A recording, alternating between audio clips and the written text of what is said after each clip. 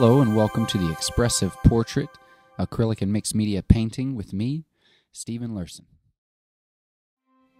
Great, so to start off, we're just going to grab an 8x8 artist panel. We need a photograph, and I just printed out a photograph of myself, kind of in a daydreaming pose on standard paper, and then cut it to 8x8 and made sure that it fit. So once you have that, we're ready to get started. To apply the photograph, which is just standard paper, onto your artist panel, use a golden acrylic matte medium, and it should work perfectly. Whenever you're smoothing it out, go from the inside to the outside to ensure that there are no air bubbles underneath. And then once that dries, you're ready to go. Using gesso, let's go ahead and paint out the background to give us a working area to make our painting. Sometimes, to fill in smaller areas, you need to change brushes, and that way you have more control. In your painting, if you're going to create a bright background, then you'll want to use more than one coat of gesso. That way you give yourself a really nice foundation underneath the yellows or oranges, and it'll be very nice. But in my case, I'm going to go with kind of a night sky colors, blues and purples, so I'm really not going to worry about doing too many coats. Because I'm painting the background first, and I wanted cool colors in the background to let the warm colors pop on top, I'm going to use a varieties of blues and purples, turquoise and teal in my first palette of paints.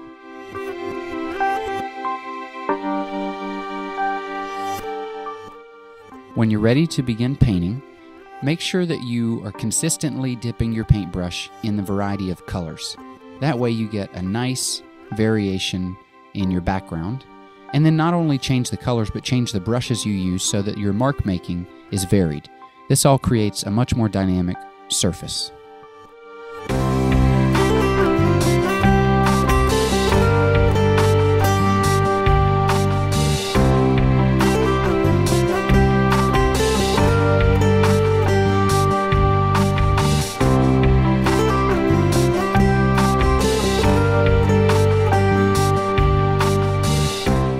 So I painted the table with browns, variety of browns, ochre, copper colors, and I actually painted the chair out, and that's important. You should never feel limited or bound up by whatever your photograph is. You're the artist, and you can create it however you want it. So now I'm starting to have some fun. So the first step, which was just basically painting the background out, gave me my foundation that now I can create my dream, expressive, imaginative things that turn this photograph into a painting. In a painting like this, it's going to require a number of ideas. So as you're juggling ideas, try to stay one step ahead of the painting. So while I'm painting the steam that turns into fog, that turns into a cloud, I'm also thinking, what next? What am I going to do next? So I have a ton of different options. As you can see, so far we have a cool, dark colored background, and we have white clouds. So I think that it's time to bring in some bright, warm colors. One thing that's important to me that I have not said yet is that whenever I'm working in the same color family, I don't wash my brush in between colors. So for instance, whenever I painted the background of purples and blues, I didn't wash my paint brush because they were going to blend anyway. So whenever I'm just working with yellows and oranges, I don't wash my paintbrush then either. And that way I get more, greater variety of colors because they're mixing not only in the brush but also on the panel. Anytime you're painting, you want to focus on some of the fundamentals of art. Contrast, for instance, helps your painting pop. And just for that reason, that's why I'm adding a lot of gray into the white of the cloud so that I can have dark areas and light areas, and that way the hot air balloon will pop. I love Van Gogh's Starry Night, and he oftentimes uses blues and yellow or blue and orange color scheme. So because of that and that inspiration, I'm going to go ahead and paint in the clouds with a yellow gray.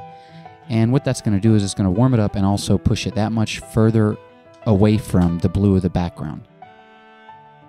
Right now, I'm pretty satisfied with the clouds, but I only have two dream qualities. I have the steam turning into clouds, and then I have the hot air balloon. So I'm wanting to add one more element, an owl.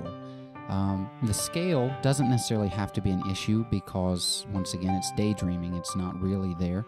So I could have an owl that's as big as me or an owl that's half the size of the hot air balloon. So what we're going to go ahead and do is use the same matte medium that we used to begin with and collage the owl into the painting.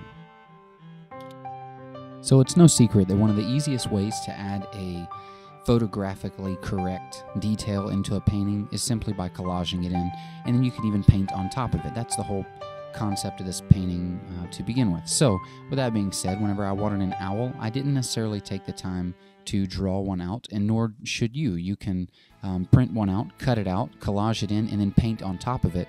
And when the end product comes, when you're finished with the entire painting, you will have a painting of an owl, or whatever it is you choose to have on your shoulder. Now that I'm painting the shirt, as you can see, it's really important to find the right brush for what you're trying to do. So for instance, with this, because I'm wearing a striped shirt and I wanted to keep with those stripes, I made sure that I picked a brush that was the same width as a stripe, and that way I didn't have to slow down and try to turn the brush sideways just to make it fit. I knew that it would fit, and it freed me up to work with some speed. At this point, I'd like to go ahead and talk about the original photograph.